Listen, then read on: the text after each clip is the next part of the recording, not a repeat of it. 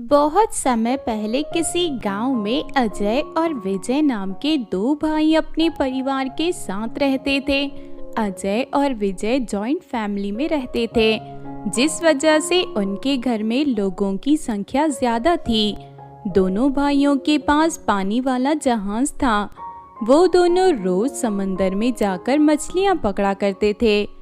इस तरह एक दिन दोनों भाई जहाज में बैठकर समुंदर में मछली पकड़ने जाते हैं, लेकिन तभी अचानक बहुत तेज तूफान शुरू हो जाता है, जिस वजह से जहाज पूरी तरह पलट जाता है। दोनों भाई समुंदर में तैरकर बाहर निकलने की कोशिश करते हैं, लेकिन तूफान और समंदर की बड़ी लहरें उन्हें दूर टापू पर ले जाती हैं। इस हादसे की वजह से दोनों भाई पूरी तरह बेहोश हो गए थे, लेकिन उनकी किस्मत बहुत अच्छी थी। अंजलि और दिव्या नाम की दो जलपरी सहेलियों की नजर उन दोनों पर पड़ जाती है। ये दोनों तो बहुत बुरी तरह घायल हो गए हैं। लगता है कल रात आए तूफान की वजह से इन दोनों की ये हालत हुई है। हमें इन दोनों को बचाना होगा, वरना इन दोनों की मौत हो जाएगी। उसके बाद वो दोनों अजय और विजय को समुंदर के नीचे जलपरियों की दुनिया में ले जाते हैं। उसके बाद दोनों के कहने पर एक जलपरी डॉक्टर अजय और विजय का इलाज कराने लगती है। कुछ घंटों के बाद अजय और विजय को होश आ जाता है और इसके साथ ही जादुई दवाई के कारण उन दोनों के सारे जख्म पूरी तरह ठीक हो जाते हैं। अपने सामने दो जलपरियों को देख दोनों भाइयों को बड़ा आश्चर्य होता है। अब तुम दोनों की तबीयत कैसी है? देखो, तुम्हारे सारे जख्म पूरी तरह ठीक हो गए हैं। और हम दोनों की जान बचाने के लिए तुम दोनों का बहुत बहुत शुक्रिया। देखो, अभी बाहर का मौसम बहुत खराब है। तुम दोनों का धरती पर जाना ठीक नहीं। मेरी जानकारी के अनुसार लगभग एक हफ्ते तक इसी तरह समुंदर में तेज तूफान आते रहेंगे। एक हफ्ते तक तुम दोनों हमारी दुनिया में रहो, उसके बाद तुम दोनों यहाँ से चले जाना। अजय और विजय को इस बात से कोई एतराज नहीं होता और वो दोनों खुशी खुशी जलपरियों की दुनिया में रहने लगते हैं। अंजलि जलपरी अजय को पसंद करने लगी थी। वो अजय को अपने घर ले जाती है। अंजलि जलपरी बहुत अमीर थी। उसके घर में सुख सुविधा की सारी चीजें मौजूद थी।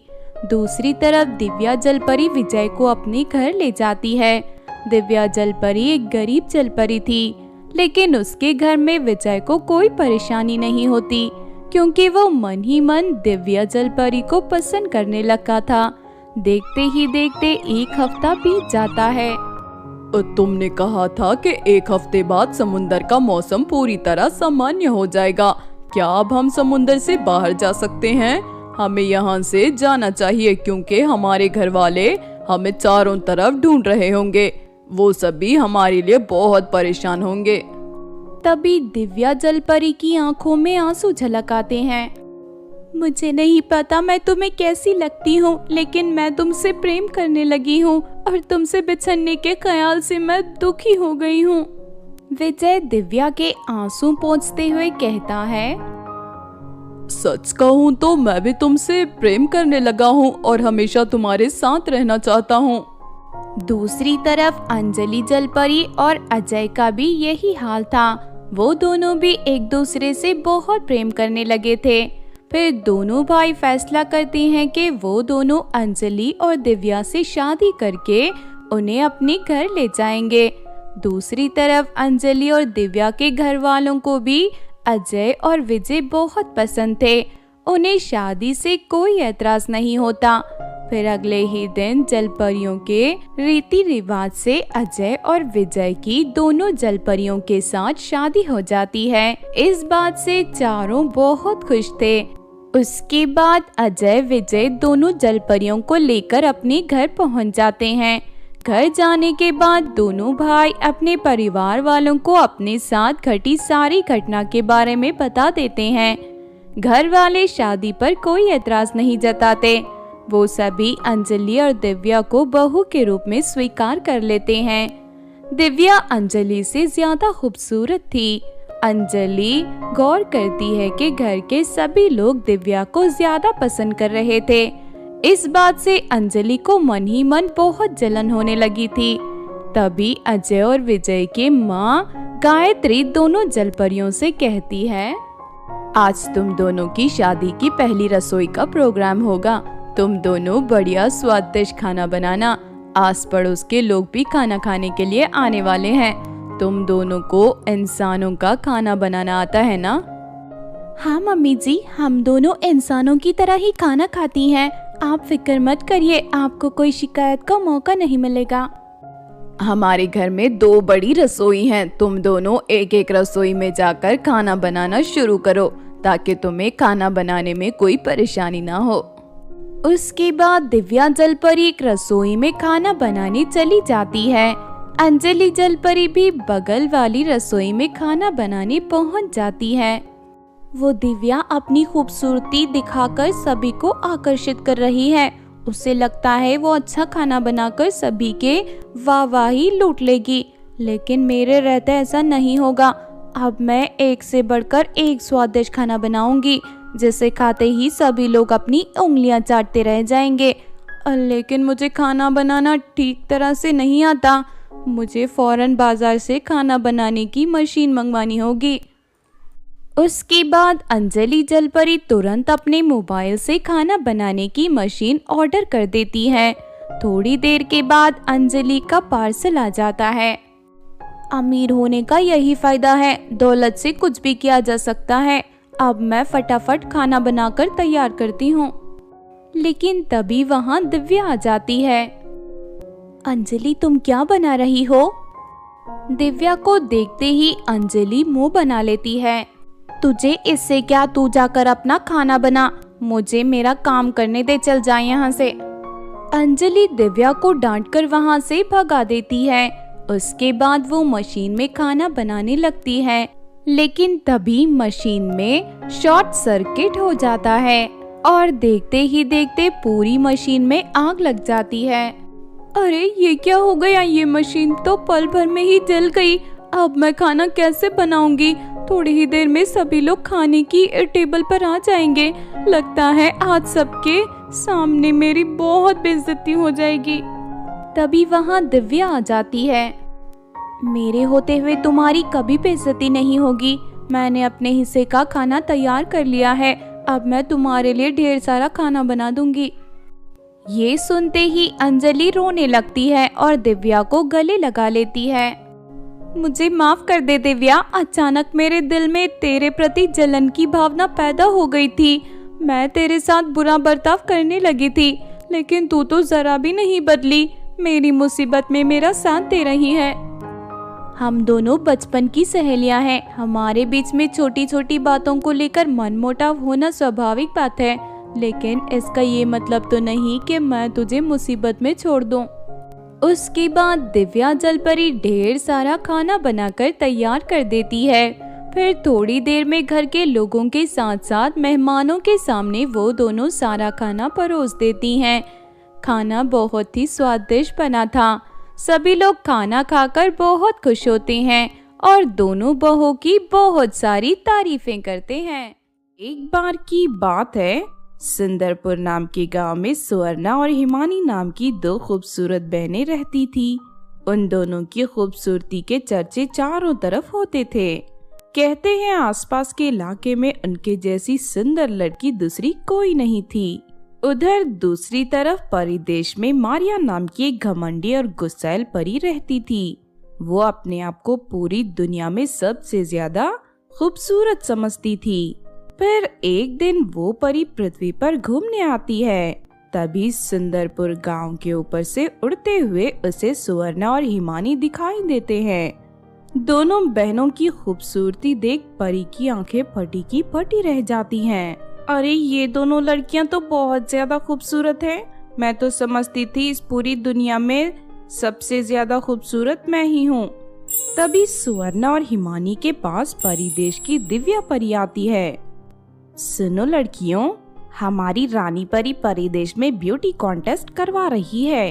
इस बार वो पृथ्वी की सुंदर लड़कियों को भी ब्यूटी कॉन्टेस्ट में हिस्सा लेने का मौका देना चाहती है। तुम दोनों बहुत खूबसूरत हो, इसीलिए मैं चाहती हूँ कि परिदेश आकर तुम दोनों ब्यूटी कॉन्टेस्ट में हिस्सा लो। आज से ठीक 4 दिन बाद तुम दोनों परिदेश आ जाना। इतना कहकर दिव्या परी वहाँ से चली जाती है। ये सब सुनकर मारिया परी को बहुत गुस्सा आता है। अरे नहीं, ये दोनों बहनें ब्यूटी कॉन्टेस्ट में हिस्सा लेंगी तो मैं हार जाऊंगी, क्योंकि ये दोनों मुझसे भी ज्यादा खूबसूरत हैं। नहीं नहीं, मुझे कुछ करना होगा। फिर उसी रात मारिया परी चुपके से सुवर्णा और हिमानी के कमरे में दाखिल हो जाती है। उस समय दोनों बहनें अपने बिस्तर पर सो रही थी। तभी मारिया परी उन दोनों के चेहरे पर ब्यूटी स्प्रे छिड़ककर वहां से चली जाती है। फिर अगले दिन दोनों बहनों का चेहरा पूरी तरह बदसूरत बन जाता है। ये देख दोनों घबराकर रोने लगती हैं। माँ, ये देखो, अचानक हम दोनों बहनों का चेहरा बदसूरत बन गया। लेकिन ये कैसे हो सकता है माँ? मेरी तो कुछ समझ में नहीं आ रहा। बेटी, लगता है किसी ने जानबूझकर तुम दोनों का चेहरा बदसूरत बनाया है। ये किसी साधारण इंसान का काम नहीं है, इसके पीछे जरूर किसी शैतानी ताकत का काम है। तुम फिक्र मत करो, मैं अभी अपनी जादूगरनी सहेली के पास जाकर सारी सच्चाई का पता लगाती हूँ। इतना कहकर सोनिया अपनी जादूगरनी सहेली के पास जाकर उसे सारी बात बता देती है और उसके पास से एक जादुई मेकअप का बक्सा लेकर घर आ जाती है। ये देखो, मैं अपनी जादूगरनी सहेली के पास से जादुई मेकअप का बक्सा लेकर आई हूँ। इसे चेहरे पर लगाते ही तुम दोनों फिर से पहले की तरह खूबसूरत बन जाओगी। कल सुबह होते ही सूर्य के पहली किरण के साथ तुम दोनों ये जादुई मेकअप को अपने चेहरे पर लगा लेना। इतना कहकर सोनिया मेकअप का बक्सा वहां रखकर अपने कमरे में चली जाती है। दूसरी तरफ खिड़की के पास खड़ी मारिया परी ये सारी बातें सुन लेती है। मेरे रहते ये दोनों बहनें कभी खूबसूरत नहीं बन पाएंगी। तभी चुपके से मारिया परी कमरे में दाखिल हो जाती है और उस जादुई मेकअप के बक्से को उठाकर वहां से भागने लगती है। लेकिन तभी अचानक वो जादुई मेकअप का बक्सा एक आग के गोले में बदल जाता है, जिससे मारिया परी के दोनों हाथ जल जाते हैं। वो घबरा कर उस बक्से को जमीन पर फेंक देती है, लेकिन तब तक वो आग मारिया परी के कपड़ों में लग चुकी थी। अरे नहीं, ये क्या हो गया? मेरे पूरे शरीर में आग लग गई है। अरे कोई मुझे बचाओ। इस तरह चिल्लाते हुए मारिया परी घबराकर वहां से भाग जाती है। तभी वहां जादूगरनी और सोनिया आ जाती हैं। मैं जानती थी ये धोखेबाज परी अपनी हरकतों से बाज नहीं आएगी, इसीलिए मैंने पहले ही तुम्हें भूतिया मेकअप का बक्सा दिया था। ये लो, ये रहा असली जादुई मेकअप का बक्सा। इतना कहकर जादूगरनी सोनिया को एक सुंदर सा मेकअप किट देकर वहां से चली जाती है। फिर अगली सुबह सोनिया अपनी दोनों बेटियों के चेहरे पर वो जादुई मेकअप लगाकर उन्हें खूबसूरत बना देती है। फिर वो दोनों बहनें परिदेश जाकर वहां के ब्यूटी कॉन्टेस्ट में हिस्सा लेती हैं और हिमानी उस ब्यूटी कॉन्टेस्ट को जीत लेती है। उसके बाद रानी परी उन दोनों बहनों को ढेर सारे सोने के सिक्के देकर विदा कर देती है। इस तरह वो दोनों बहनें अमीर बन जाती हैं और हंसी खुशी अपनी जिंदगी जीने लगती हैं। तो आपने देखा दोस्तों घमंडी परी के जादुई मेकअप की कहानी। इस कहानी से हमें ये सीख मिलती है कि सुंदरता से नहीं जलना चाहिए और ना ही किसी को बदसूरत बनाने के लिए कभी कोई गलत काम करना चाहिए, बल्कि हम जैसे हैं हमें उसी में खुश रहना चाहिए। अगर ये कहानी आपको अच्छी लगी हो तो ज़रूर लाइक करें और हमारे चैनल को सब्सक्राइब भी कर लें। और हाँ दोस्तों, हमें कमेंट करके ज़रूर बताना कि आपको कहानी कैसी लगी। बहुत समय पहले की बात है, परिदेश में काजल नाम की एक खूबसूरत परी रहती थी। कुछ समय बाद काजल की शादी परिदेश में रहने वाले राजीव नाम के लड़के से तय हो चुकी थी। राजीव काजल को बहुत पसंद करता था। फिर एक दिन राजीव काजल के लिए जादुई नेकलेस बनवाने का फैसला करता है। राजीव पृथ्वी की एक बहुत बड़ी जादूगरनी के पास पहुंच जाता है। वो जादूगरनी जादुई गहने बनाने में माहिर थी। और सुनिए जादूगरनी आंटी, कुछ ही दिनों में मेरी शादी होने वाली है। मैं अपनी होने वाली पत्नी को एक खूबसूरत जादुई नेकलेस देना चाहता हूँ। क्या आप मेरे पसंद की नेकलेस मुझे बनाकर दे सकती हो? हाँ हाँ बेटा, क्यों नहीं। तुम जैसा चाहोगे मैं वैसा जादुई नेकलेस बनाकर तैयार कर दूंगी। फिर राजीव जादूगरनी को नेकलेस की डिजाइन बता देता है। उसके बाद जादूगरनी नेकलेस बनाने का काम शुरू कर देती है। शाम होते होते जादूगरनी नेकलेस बनाकर तैयार कर देती है। ये लो बेटा, तुम्हारा नेकलेस बनकर तैयार हो गया है। इसके बदले तुम्हें मुझे 1000 सोने के सिक्के देने होंगे। राजीव तुरंत 1000 सोने के सिक्के निकालकर जादूगरनी को दे देता है।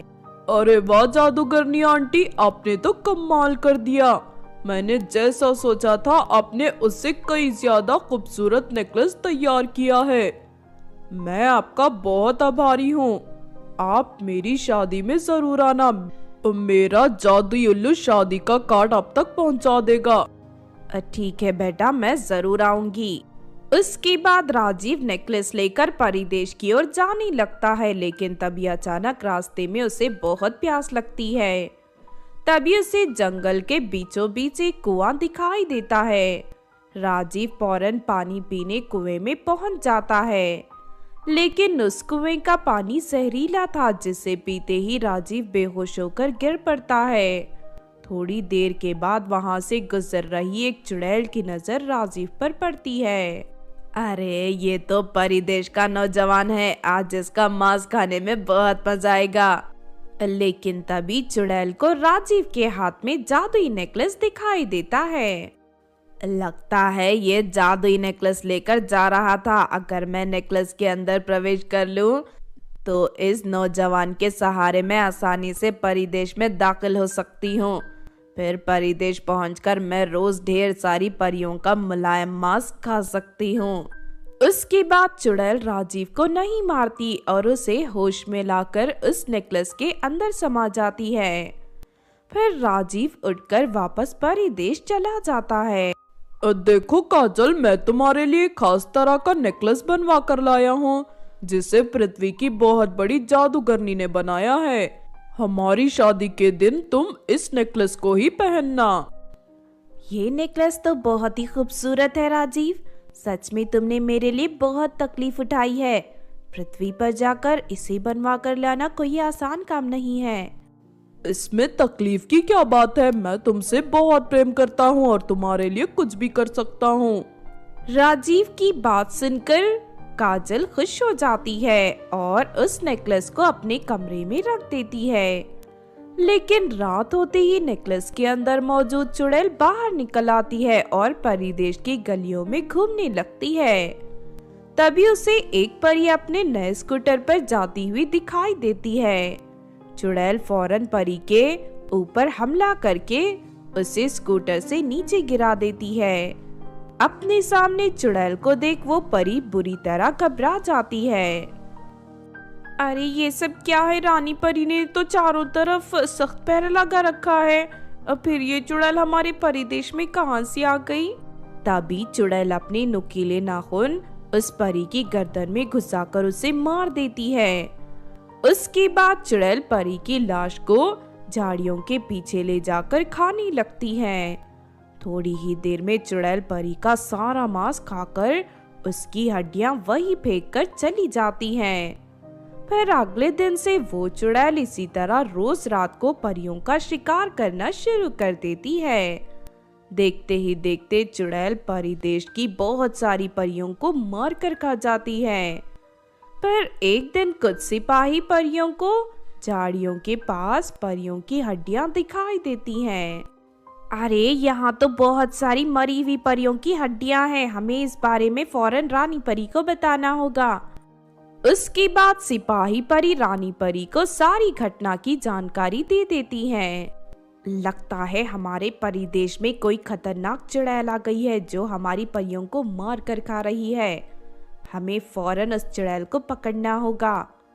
उसके बाद रानी परी अपनी जादुई गोले में चुड़ैल को ढूंढने की कोशिश करने लगती है।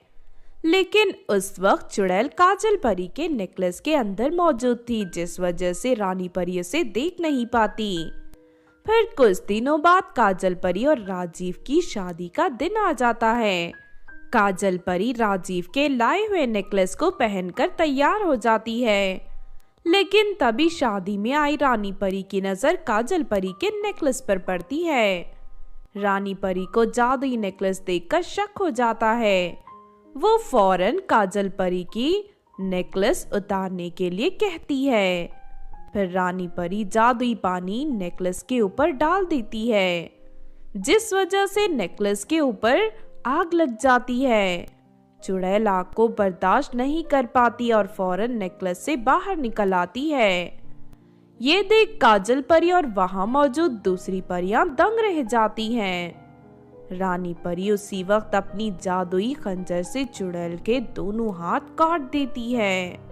अरे मर गई रे परी, तू तो बहुत ही शक्तिशाली है। हाँ, तूने सही कहा, मैं बहुत शक्तिशाली हूँ क्योंकि मैं यहाँ की रानी परी हूँ। नहीं नहीं, मुझे मत मारिए रानी जी, इसी वक्त परी देश को छोड़कर चली जाऊंगी। लेकिन रानी परी चुड़ैल की एक नहीं सुनती और अगले ही पल अपने जादुई खंजर से चुड़ैल की गर्दन काटकर जमीन पर गिरा देती है। इस तरह बुरी चुड़ैल का अंत हो जाता है और सभी परियां राहत की सांस लेती हैं। उसके बाद काजल परी और राजीव की शादी बड़ी धूमधाम से हो जाती है और वो खुशी से रहने लगते हैं। तो आपने देखा दोस्तों रानी परी के जादुई नेकलेस की कहानी। इस कहानी से हमें ये सीख मिलती है कि बुरे और धोखेबाज लोग चाहे जितनी भी चालाकी कर ले, लेकिन एक ना एक दिन उनकी असलियत सामने ही आ जाती है और उन्हें अपने द्वारा किए गए बुरे कर्मों की कड़ी सजा भुगतनी पड़ती है। अगर ये कहानी आपको अच्छी लगी हो तो जरूर लाइक करें और हमारे चैनल को सब्सक्राइब भी कर लें। और हाँ दोस्तों, हमें कमेंट करके जरूर बताना कि आपको कहानी कैसी लगी। हेलो दोस्तों, आज जो मैं आपको कहानी सुनाने जा रही हूँ ये कहानी है पेंटर परी की। तो चलिए दोस्तों देखते हैं पेंटर परी की कहानी। एक बार की बात है, परी देश में सुनैना नाम की एक खूबसूरत परी रहती थी।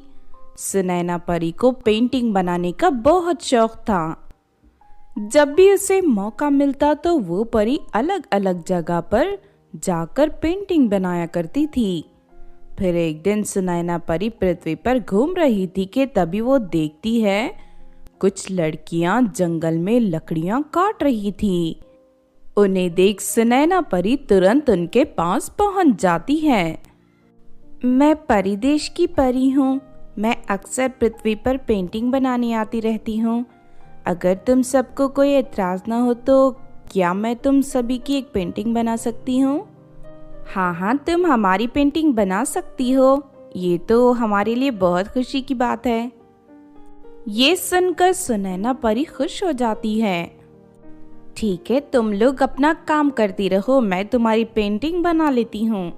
इतना कहकर सुनैना परी एक बड़ा सा सफेद कागज निकालकर उस पर पेंटिंग बनाना शुरू कर देती है। लेकिन तभी अचानक वहाँ एक शेर आ जाता है। शेर को देख सभी लड़कियां घबरा जाती हैं। अरे नहीं, ये शेर कहाँ से आ गया? अब ये हम में से किसी को नहीं छोड़ेगा। मेरे रहते तुम सबको घबराने की जरूरत नहीं है, मैं इस शेर से निपट लूंगी।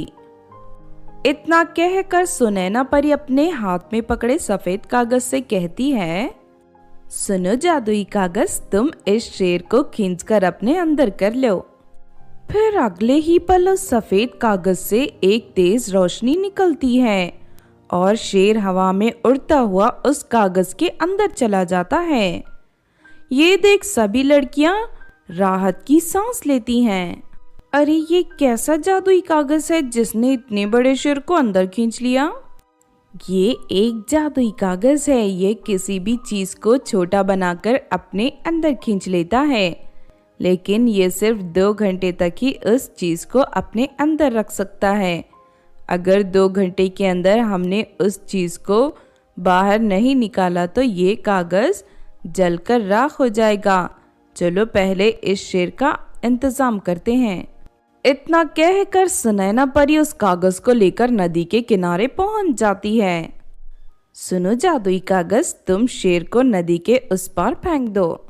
सुनैना परी के इतना कहते ही कागज उस शेर को हवा में उड़ाकर नदी के उस पार फेंक देता है। जमीन पर गिरते ही शेर वहां से भाग जाता है, लेकिन तभी सुनैना परी देखती है कि शाम होने वाली है। थोड़ी ही देर में अंधेरा हो जाएगा। अच्छा, अब मैं अपने परिदेश जा रही हूँ। कल मैं दोपहर को आकर तुम सभी की पेंटिंग बनाऊंगी। इतना कहकर सुनैना परी वहां से जाने के लिए अपनी जादुई छड़ी को हवा में घुमाने लगती है, लेकिन तभी उसकी जादुई छड़ी के बैटरी लो हो जाती है। अरे, लगता है मेरी जादुई छड़ी की चार्जिंग खत्म हो गई। इसके बिना मैं परिदेश नहीं जा सकती। तुम मेरे साथ मेरे घर चलो, तुम इसे वहां चार्ज कर लेना। हाँ, ये ठीक रहेगा।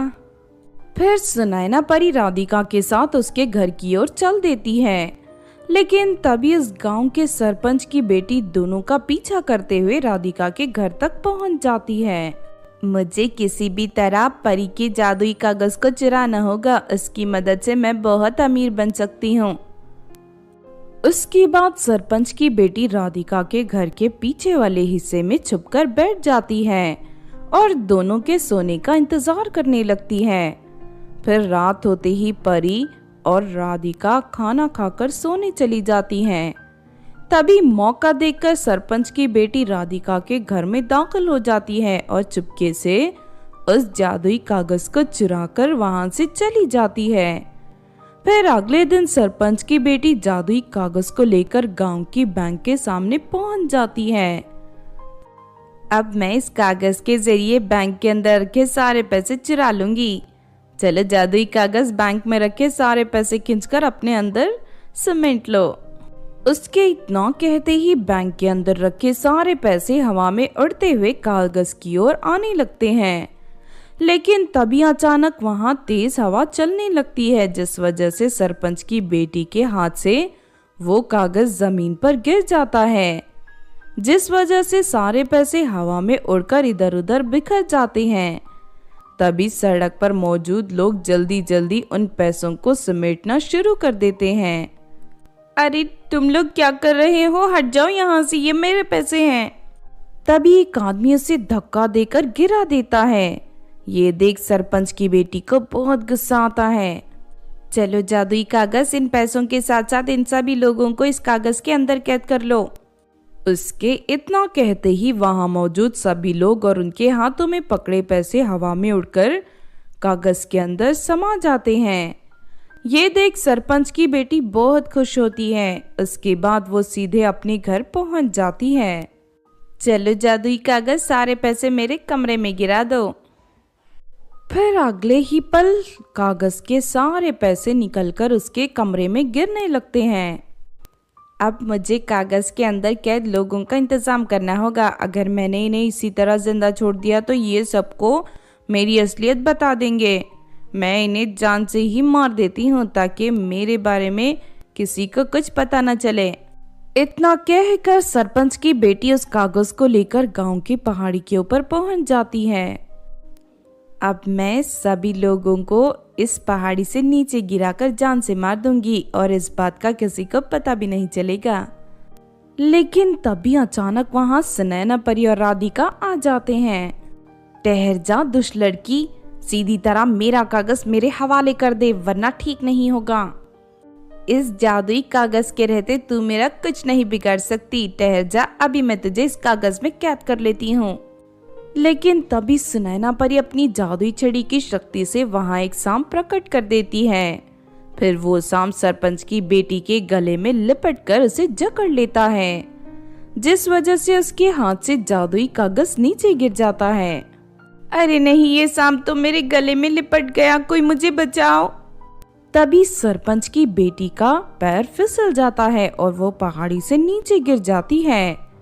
नीचे गिरते ही उसके हाथ पैर पूरी तरह टूट जाते हैं। हाय, मर गई रे, मेरे हाथ पैर टूट गए। काश मैंने लालच ना किया होता। दूसरी तरफ सुनैना परी उस जादुई कागज को उठाकर उसके अंदर कैद सभी लोगों को आजाद कर देती है। इस तरह सब कुछ ठीक हो जाता है। उसके बाद सुनैना परी वापस अपने परिदेश लौट जाती है। तो आपने देखा दोस्तों पेंटर परी की कहानी। इस कहानी से हमें ये सीख मिलती है कि चोरी करना और दूसरों को परेशान करना बुरी बात है। हमें कभी भी कोई गलत काम नहीं करना चाहिए, क्योंकि गलत काम करने वाले लोगों को एक ना एक दिन उनके किए की सज़ा ज़रूर मिलती है। अगर ये कहानी आपको अच्छी लगी हो तो ज़रूर लाइक करें और हमारे चैनल सोना टीवी को सब्सक्राइब भी कर लें। और हाँ दोस्तों, हमें कमेंट करके ज़रूर बताना कि आपको कहानी कैसी लगी।